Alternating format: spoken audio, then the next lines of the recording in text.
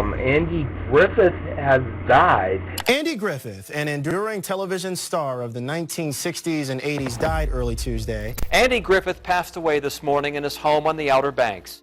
Andy Griffith was a popular face on television in the late 1950s. Well, I just hope you're not making too much of this work, Andy. It may be a strain for him. He knows how much you want him to win. But he wasn't just another movie star. I'm trying to tell you, the important thing isn't whether Opie gets the job. That isn't important at all. He was also a singer and a director. In 2012, the world lost him in what seemed like a quiet goodbye, until things took a strange turn. Just hours after his death, Andy was buried. No fanfare, no delay. So was this a rushed attempt to hide something? Or was there another reason behind the sudden burial? Join us as we dig into the mystery and uncover what might have really happened after the cameras stopped rolling. Humble beginnings. Andy Griffith was born on June 1, 1926, in Mount Airy, North Carolina. He was the only child of Carl Lee Griffith and his wife, Geneva. As a baby, Andy didn't have much. He lived with relatives until his parents could afford a home of their own. Without a crib or bed, he slept in dresser drawers for several months. Then in 1929, when Andy was just 3 years old, his father started working as a helper and carpenter. That same year, the family finally bought a home in the blue-collar south side of Mount Airy.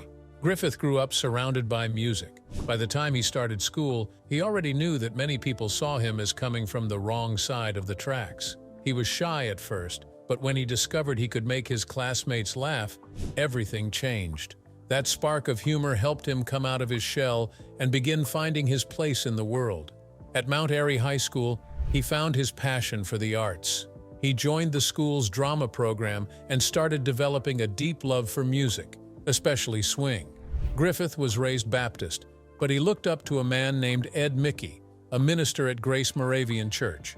Mickey led the church's brass band and taught Andy how to sing and play the trombone. He saw Andy's potential early on and helped guide him all through high school, up until Andy graduated in 1944. One of Andy's biggest moments came when he landed a role in The Lost Colony, a play about Roanoke Island written by Paul Green.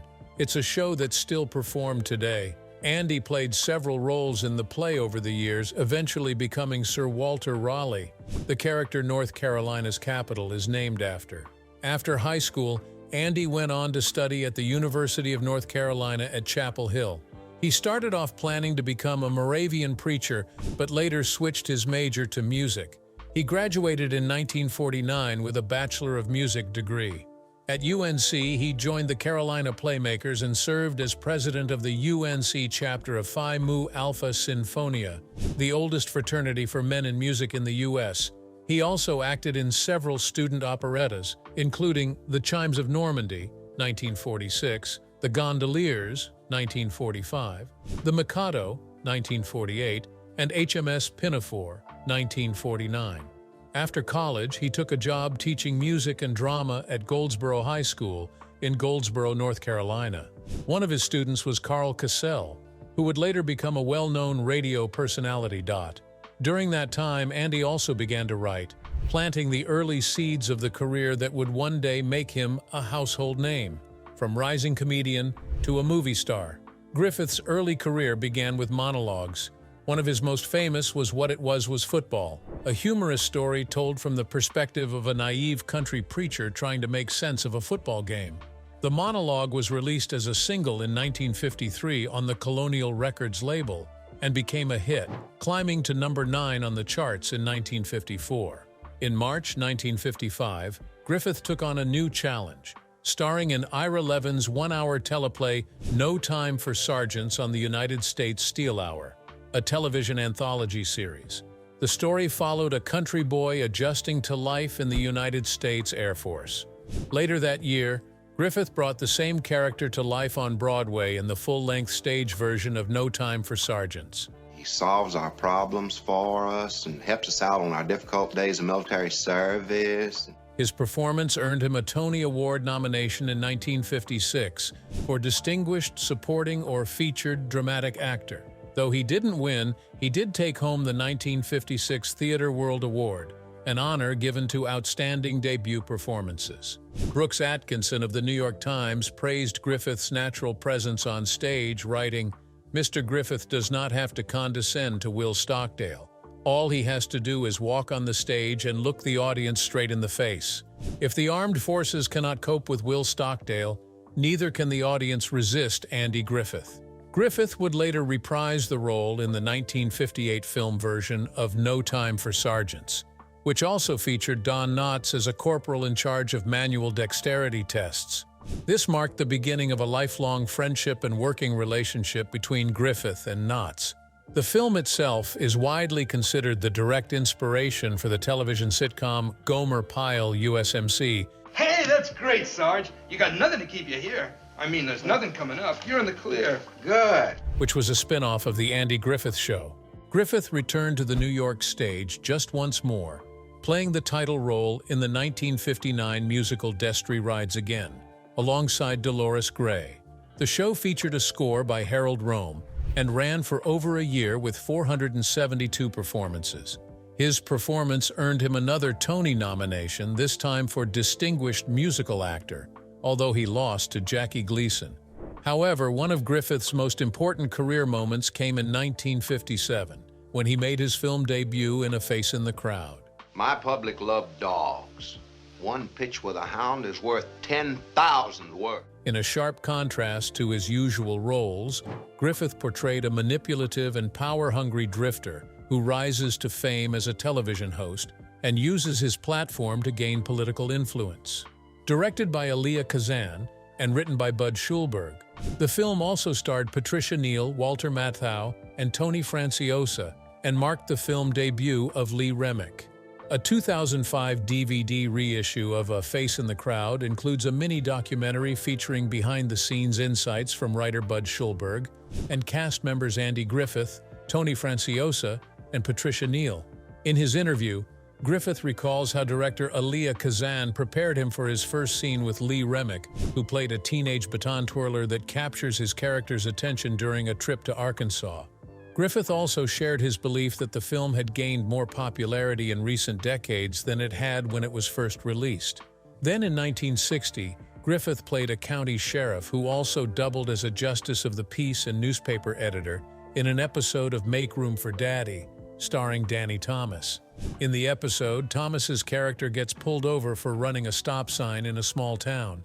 That simple setup would become much more significant. It served as a backdoor pilot for The Andy Griffith Show. Both shows were produced by Sheldon Leonard, setting the stage for what would become one of television's most beloved series, the show that brought Andy Griffith real success.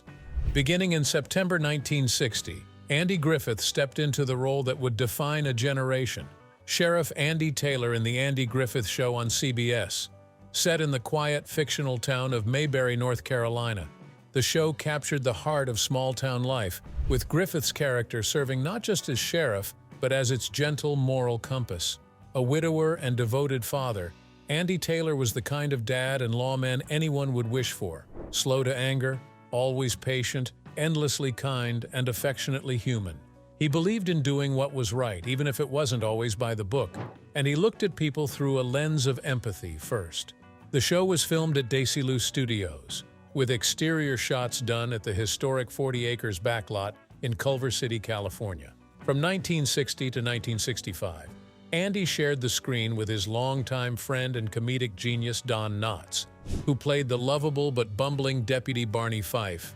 Originally written as Andy's cousin, Barney quickly became his lifelong best friend on screen, with the cousin connection quietly dropped in later seasons. In the very first episode, they exchange Cousin Andy and Cousin Barney, a detail many fans still remember. Ron Howard, then known as Ronnie Howard, rounded out the central cast as Opie Taylor, Andy's only son, a role that charmed audiences from day one. Though Andy never received an official writing credit, he shaped every script, ensuring each episode reflected the heart of Mayberry. While Knotts took home multiple Emmys and Francis Bavier earned one in 1967, Griffith was never nominated. This would later be a backdrop for a feud between the stars. Griffith's grounding presence was the reason the show worked, the calm in the center of the storm. By 1967, though under contract to continue for another season, Griffith chose to step away, hoping to explore films and other creative ventures. The show lived on as Mayberry RFD, with Ken Berry taking the lead. Andy stayed on as executive producer, giving notes and guidance each week, and made occasional guest appearances, including the pilot, which featured Andy marrying longtime love interest Helen Crump. He returned to Mayberry one final time in the 1986 reunion film Return to Mayberry, once again alongside Don Knotts. Two more specials followed in 1993 and 2003, both of which drew strong viewership. Some of Andy's most iconic lines still echo in the hearts of fans till this very day. "Well, I'll be," when something pleasantly surprises him. "I appreciate it, and good night," his calm sign-off during sponsor spots. "You beat everything, you know that?" Usually aimed at Barney after a classic misstep. Now, Opie," that fatherly tone when guiding his son.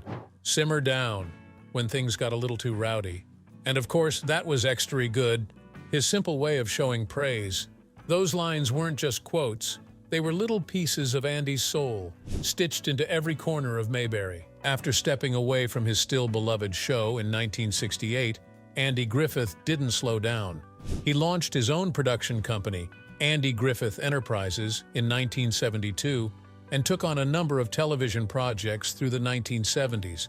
While these new ventures, like Headmaster, 1970, The New Andy Griffith Show, 1971, Adams of Eagle Lake, 1975, Salvage One, 1979, and The Jaegers, 1980, didn't find the same level of success, they showed his willingness to keep exploring and creating. In 1983, Griffith faced a life-altering challenge when he was diagnosed with Guillain-Barré syndrome, which left him temporarily paralyzed from the legs down. He spent 7 months in rehab, working hard to recover. But true to form, he came back strong. In 1986, he returned to television in a big way, starring as Ben Matlock in the courtroom drama Matlock, which ran on NBC and later ABC until 1995. Matlock was a sharp country lawyer based in Atlanta, Georgia, a role that let Griffith bring both his southern charm and his quiet intensity to the screen. With his familiar drawl and folksy wisdom, Matlock always found a way to crack the case.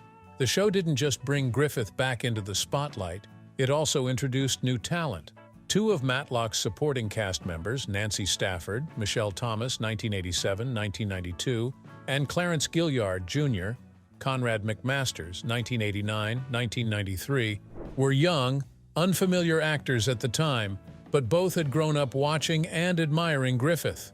By the end of its first season, Matlock was a Tuesday night ratings giant. Though the show earned 4 Emmy nominations over its run, Griffith himself was once again overlooked by the Television Academy. Still, audiences made their feelings known as he was awarded the People's Choice Award in 1987, a nod from the very people who had loved him from Mayberry to the courtroom. Now to the question on everyone's mind: how did Andy Griffith die? Griffith's health challenges began decades before his passing. In April 1983, he was diagnosed with Guillain-Barré syndrome, a rare disorder that left him temporarily paralyzed from the knees down. It took 7 months of grueling rehabilitation before he could walk again. Then, on May 9, 2000, he underwent quadruple heart bypass surgery at Centara Norfolk General Hospital in Norfolk, Virginia. Years later, in 2007, after suffering a fall, he required hip surgery at Cedars-Sinai Medical Center in Los Angeles. On July 3, 2012, Andy Griffith passed away at his home on Roanoke Island in Manteo, North Carolina. He had suffered a heart attack the day before. He was 86. His death certificate listed underlying health conditions including hypertension, coronary artery disease, and hyperlipidemia. Griffith was laid to rest within 5 hours of his passing. Over time, many have wondered why the star was really buried just hours after his death. Was the family trying to hide something, or was this simply a dying man's wish? Keep watching to find out. The real reason he was buried moments after his death. Was Andy Griffith secretly poisoned in his own home? That's the chilling question raised after Radar published a bombshell report alleging that the beloved TV legend may have lived and died with a deadly secret: asbestos. According to the magazine, an inspection report revealed that Griffith's longtime North Carolina home, which he once shared with his first wife, Barbara Griffith, had asbestos contamination. A licensed asbestos inspector, Jerry L. Boyce of Boyce Consulting Services, tested 11 samples in the house. 5 came back positive. Asbestos was found in the bathroom floor tile, pantry, master bedroom, and even in a closet, virtually woven into the fabric of the home. This fibrous mineral, once commonly used in construction, is now recognized as a lethal carcinogen directly linked to mesothelioma and other lung diseases. Griffith's mysterious illness, first diagnosed in 1983 as Guillain-Barré syndrome, a rare neurological disorder, may raise eyebrows in hindsight. Radar notes that asbestos-related disease often begins with flu-like symptoms, persistent coughing, and nerve inflammation, eerily similar to what Griffith experienced. It was that illness that forced him to take a step back from acting for months. In addition to Guillain-Barré, Griffith's flu-like symptoms and debilitating cough could suggest that the asbestos exposure had a role in triggering these issues, which were later diagnosed as inflammation of the nerves. But that's not all. Radar's report also stirred suspicion over how swiftly Griffith's funeral was handled. After he died of an apparent heart attack on July 3, 2012, his third wife, Cindy Knight, had his body buried within just 5 hours. So quickly that his daughter reportedly couldn't make it from Colorado in time. Funeral industry experts, including Larry F. Stegall, executive director of the state's Funeral Directors Association, called the speed of burial unusual. No autopsy was performed, and his family refused to reveal the exact location of his grave. Now you realize that? The family's decision to bypass a public memorial and autopsy has led to questions about whether there was more to Griffith's sudden death than was publicly shared. If asbestos did contribute to Griffith's illness or death, he wouldn't be the first. Legendary actor Steve McQueen and singer-songwriter Warren Zevon also reportedly died from asbestos-related illnesses, beloved by millions. Griffith's death at age 86 left fans heartbroken.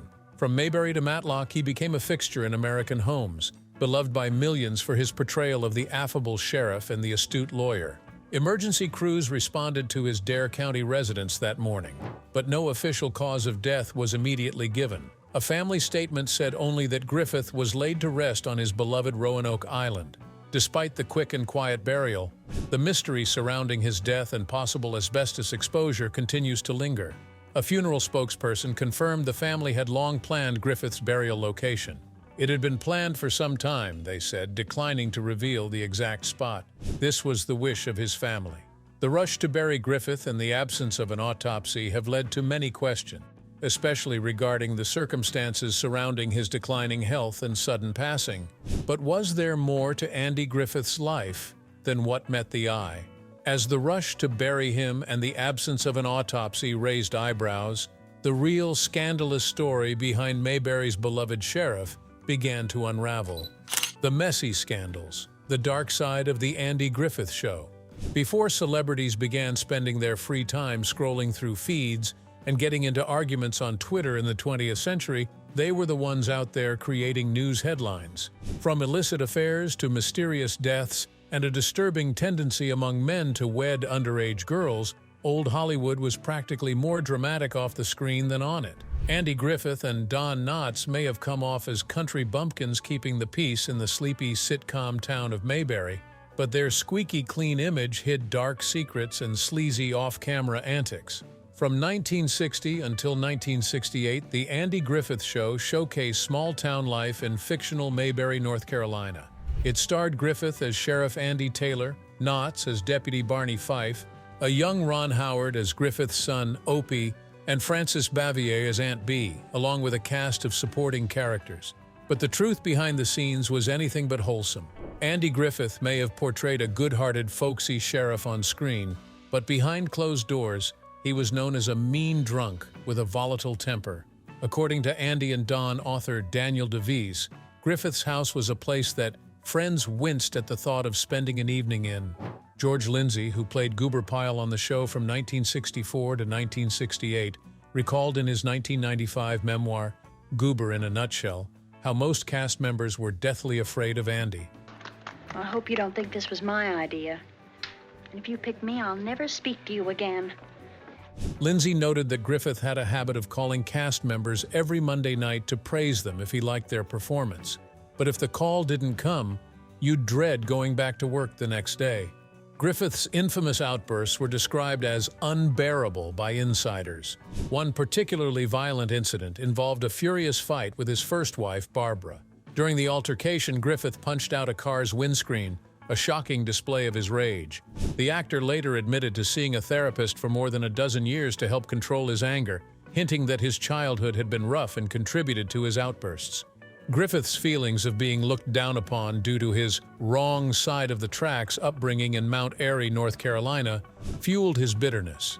His jealousy over the accolades his co-star Don Knotts received for his portrayal of Deputy Barney Fife, including several Emmy Awards, only added to his volatile nature. Griffith was especially resentful of the critical acclaim Knotts received for his bumbling yet beloved character, which often overshadowed Griffith's own role as Sheriff Andy Taylor, a reputation of cruelty. But Griffith's dark side didn't just affect his professional relationships. His personal life, especially with his co-stars, was also marred by controversy. One of the most shocking aspects of the off-camera drama was Griffith's cruelty toward his co-star, the beloved Frances Bavier, who played Aunt Bee. Known for her warm and caring role as a mother figure to Opie and Andy, Bavier was reportedly subjected to Griffith's harshness behind the scenes. According to reports, Griffith often belittled her and treated her poorly, further tarnishing his image as a kind-hearted small-town sheriff. But Griffith wasn't the only one with a troubled childhood. Knotts had an equally troubled childhood, growing up in a small town in West Virginia with a disabled alcoholic father who reportedly held a knife to his own son's throat. It fueled the two stars' rift and prompted Knotts to leave the show in the lurch after 5 seasons, but it wasn't always that way. Knotts and Griffith had become friends in 1955 when they co-starred in the Broadway play No Time for Sergeants. For years they were partners in crime. Womanizers who cheated on their first wives, stepping out on double dates with their mistresses. During the show, Griffith played practical jokes on Barney, calling him by his real name Jess when he was annoyed, knowing Knotts hated that name. Griffith would also drop heavy metal film canisters when Knotts was sleeping. Many years after the show, they made up, and in 2000, Griffith said of Knotts, "The 5 years we worked together were the best 5 years of my life." They kept in touch until Knotts' death in 2006, and Griffith was at Knotts' bedside before he died of lung cancer. The affair with Annetta Corsott. Actress Annetta Corsott, who played Griffith's on-screen girlfriend teacher Helen Crump, became his real-life lover almost immediately after joining the cast in 1963. Andy couldn't get enough of Annetta, said Daniel DeVries, author of Andy and Don, adding that one of Griffith's buddies described the relationship as true love. They were closer than anyone knew, but the couple's torrid affair was the worst-kept secret on the set. In one of their many pranks, a crew member donned a waiter's uniform and delivered food to Griffith's Hollywood hotel room, catching him locked in a steamy embrace with Corsott. Griffith was fit to be tied. Knotts' own affairs and divorce. Knotts was married to Catherine Metz at the time, but his sweetie was Lynn Paul, the assistant to Griffith's manager, according to the book. When Knotts confessed to his wife he'd been betting Paul, their marriage collapsed, and they divorced in 1964, claims author DeVries. Two-timing Griffith also hid his affair with Corsott from wife Barbara, whom he wed in 1949. They divorced in 1972, but not before lusty Griffith bedded a number of other babes, including actress Joanna Moore, who appeared in 4 episodes of the series. Moore went on to wed love story hunk Ryan O'Neal and gave birth to their daughter, Tatum. Actress Frances Bavier, who played lovable Aunt Bee on the CBS sitcom, also incurred Griffith's wrath. In the time leading up to her death at 86 in 1989, the actress was heartbroken because she thought Andy would always remain her dear friend, said a pal. But to her bitter disappointment, once the show was over, Andy forgot all about her. But she wasn't thrilled with the role of Aunt Bee and didn't have much of a sense of humor on set. Although she and Little Howard were friends, the adults hated being around her. Despite her matronly nature in front of the camera, Bavier herself was from a wealthy New York family, and it's rumored she called Griffith before her death and apologized for being difficult when they worked together. She thought most of the cast didn't take their jobs seriously and didn't mind telling them that, which made Griffith see red. Other cast members said Bavier was known for having an attitude, She couldn't stand anyone cursing on the set, and her co-stars sometimes felt they had to walk on eggshells around her. Once, Lindsay cursed up a storm, and she smashed him with her umbrella. A glimpse behind the scene. Ron Howard's fond memories of The Andy Griffith Show. Ron Howard was only 6 years old when he began playing Opie Taylor on The Andy Griffith Show. And while the adult cast dealt with their own personal turmoil, Howard had a significantly different experience on set. For him, it was more like living in the fictional town of Mayberry, where things were warm, funny, and full of life. In his own words, Howard reflected on the atmosphere of the show, saying, "It was warm and funny like the show." He went on to say, "I learned hard work and fun were not diametrically opposed. In fact, they could work hand in hand. Andy taught me about the spirit of collaboration which I've carried with me forever." Andy Griffith's many marriages. Andy Griffith had a life off-screen that was as complicated as the roles he played on television. His relationships, particularly his marriages, became a part of his public persona, showing the human side of the actor behind the iconic roles. Griffith's first marriage was to Barbara Bray Edwards, a singer and actress. They met in the early 1940s while studying music at the University of North Carolina at Chapel Hill. Edwards, an aspiring opera singer, and Griffith, who was focused on both drama and music, quickly formed a connection.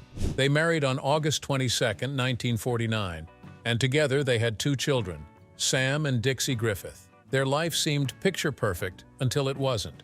After nearly 24 years of marriage, pressures, though the specifics were never fully disclosed, tore them apart, leading to a divorce in 1972.